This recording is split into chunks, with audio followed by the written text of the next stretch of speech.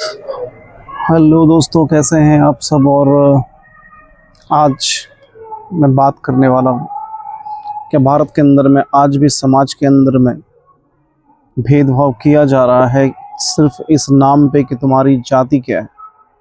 मेरे हिसाब से नहीं, और अगर कहीं हो रही है तो गलत है, ये नहीं होनी चाहिए। और इसमें लोग काफ़ी बढ़ चढ़ के सामने भी आते हैं कि इस तरह की घटना नहीं होनी चाहिए। और आज मेरे ख्याल से अगर कोई कानून ना भी हो तो भी जाति के नाम पे भेदभाव हो, ऐसा चांसेस बहुत कम।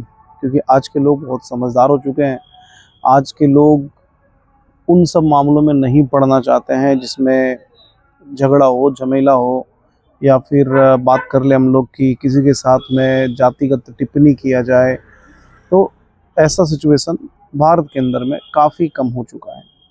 कुछ एरिया आज भी भारत में है जहाँ पे ये सब कुछ होता है। उस जगह पे कानून का ज़रूरत है, इसलिए कानून है भी।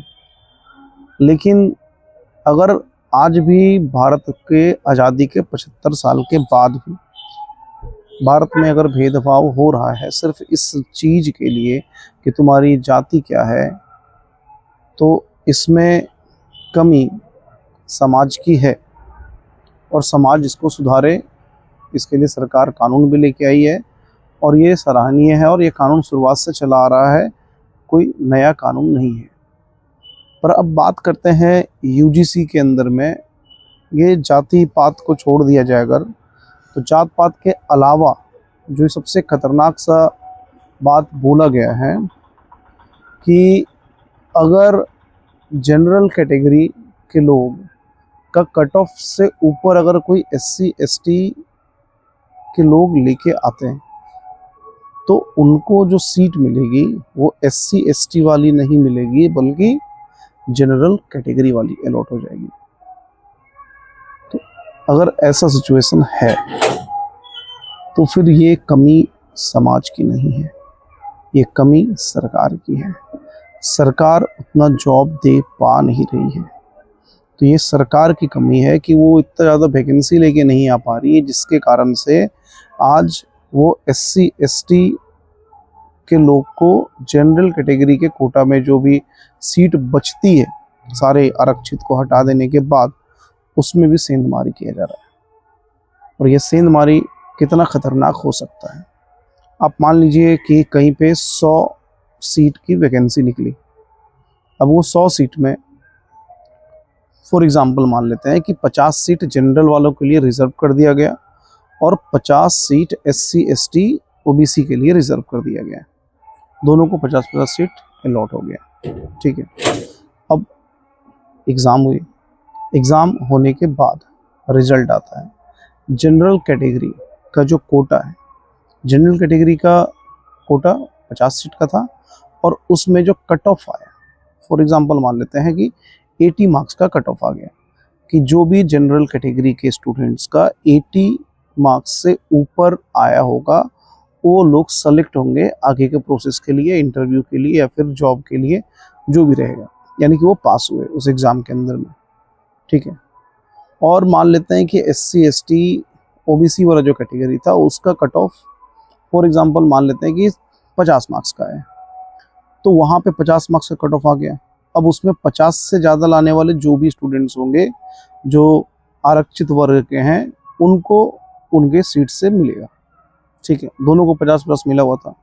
पर यहीं से खेल स्टार्ट होता है, ये जो नया यूजीसी रूल है उसके अंदर में। और कितना खतरनाक रूल हो सकता है आने वाला वक्त में। ये एक ऐसा साजिश चल रहा है पूरे जनरल कैटेगरी के लिए कि आने वाले वक्त में आपको किसी भी जॉब पे हो सकता है जनरल कैटेगरी के एक भी स्टूडेंट्स, एक भी इंसान दिखे ही ना।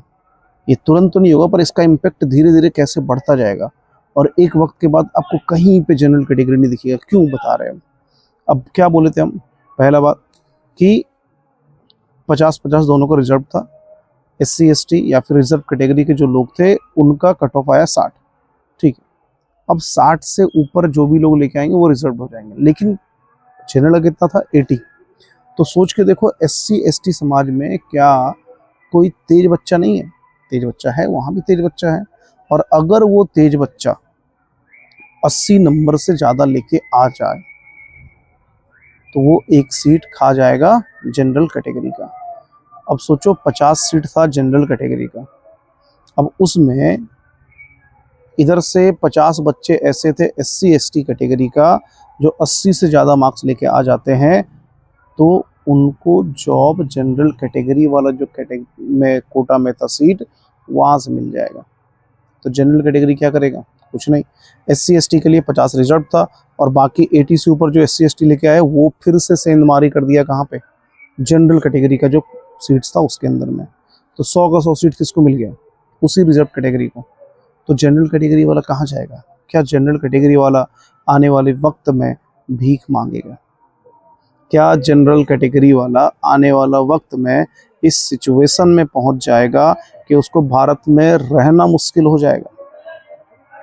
क्यों? क्योंकि भारत में रहने के लिए जॉब का ज़रूरत है और आपको जॉब नहीं मिलेगा।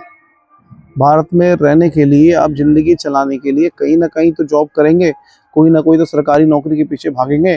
और अगर सरकारी नौकरी के पीछे भाग रहे हैं तो मेरे दोस्तों, आने वाले वक्त में आपके लिए कोई भी सीट्स नहीं बचेगी, इस बात का गारंटी है। तो सोचना ये है कि ये जो सरकार अभी नई बैठी है, ये वोट तो जनरल कैटेगरी से लेती है, लेकिन आज जब काम करने की बारी आई तो आज माननीय राष्ट्रपति जी क्या बोली कि हमारी सरकार एससी एसटी ओबीसी आदिवासी के लिए समर्पित भाव से काम कर रही है। तो जनरल के लिए काम कौन करेगा?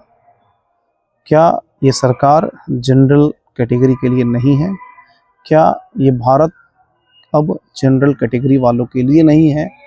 क्या इसमें चलने वाला जो कानून है उसमें भी आरक्षण आएगा कि जनरल कैटेगरी वाले के लिए कानून में कोई बचाव का नहीं रहेगा, लेकिन अदर जो रिजर्व कैटेगरी हैं उनके लिए रहेगा?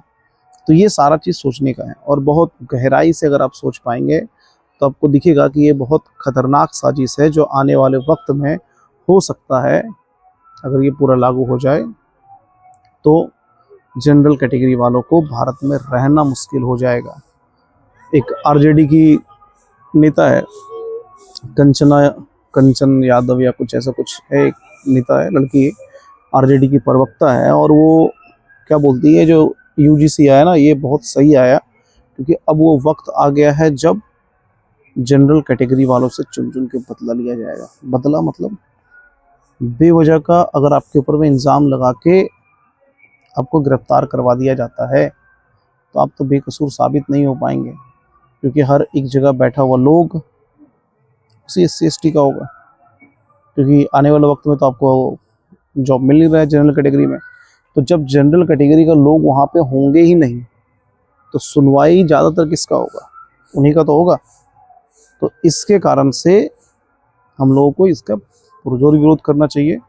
19 मार्च तक सुप्रीम कोर्ट रोक लगा दी है, लेकिन रोक ये टेम्पररी है और इसके अंदर में बदलाव आने के बाद क्या होता है नहीं होता हम लोग को देखना पड़ेगा। पर बदलाव आना बहुत ज़्यादा ज़रूरी है, क्योंकि बिना बदलाव के भारत में जनरल कैटेगरी वालों का रहना दुश्वार हो जाएगा। यहाँ पे जनरल कैटेगरी जी नहीं पाएंगे। ये हालात हो जाएगा एक वक्त के बाद, ना जॉब होगी, ना आपको कानूनी कोई सुरक्षा प्रदान होगी, तो फिर आप भारत में रहेंगे कैसे? आप भारत में रह नहीं पाएंगे। तो सरकार यही चाहती है कि आप जो जनरल कैटेगरी वाले लोग हैं भारत छोड़ के चले जाएं और यहाँ पे सरकार की सुने। स्वदेशी अपनाओ, स्वदेशी अपनाओ, भारत माता की जय, भारत माता की जय। लेकिन आपको कोई सुरक्षा प्रदान नहीं किया जाएगा। जो सुरक्षा मिलेगा, जो भी होगा, वो सिर्फ आरक्षित वर्ग के लिए होगा। और ये बहुत कठोर साजिश भारत में जनरल कैटेगरी के खिलाफ देखा जा रहा है। आरक्षण ऑलरेडी था, वक्त का डिमांड था आरक्षण जो दिया गया, इसमें कोई बुराई नहीं था। पर आज एक सिंपल सा बात बोलना चाहते हैं कि 75 साल में आरक्षण देने के बाद भी अगर दलित एससी एसटी ओबीसी लोग अगर ऊपर नहीं आ पाए तो इसमें कमी समाज की नहीं है, इसमें कमी सरकार की है, चाहे सरकार किसी की रही हो। इस 75 साल में जिसकी भी सरकार रही हो, ये उसकी गलती है कि आप उसको कभी ऊपर लेके आए ही नहीं। क्योंकि अगर आप उसको लेके आ जाएंगे तो ये कभी नहीं हो सकता है कि वो आपको वोट देगा। आप तो उसको मूर्ख बना रहे हैं कि भाई तुमको हम अप करेंगे, अपग्रेड करेंगे, ऊपर लेके आएंगे, ऊपर लेके आएंगे। अरे 75 साल हो गया ऊपर लाते लाते, अभी तक आप ऊपर लेके नहीं आ पाए। देश कहाँ से कहाँ चला गया, पर आप उसको ऊपर लेके नहीं आ पाए।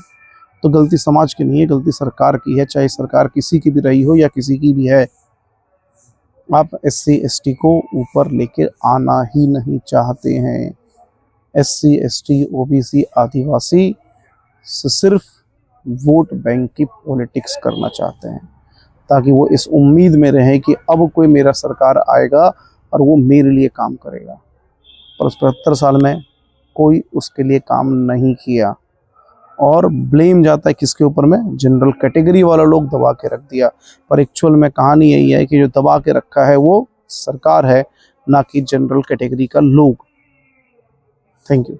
वीडियो आपको कैसा लगा? हो सकता है इसमें कुछ बात किसी को बुरा लग सकता है, पर यह कटु सत्य है।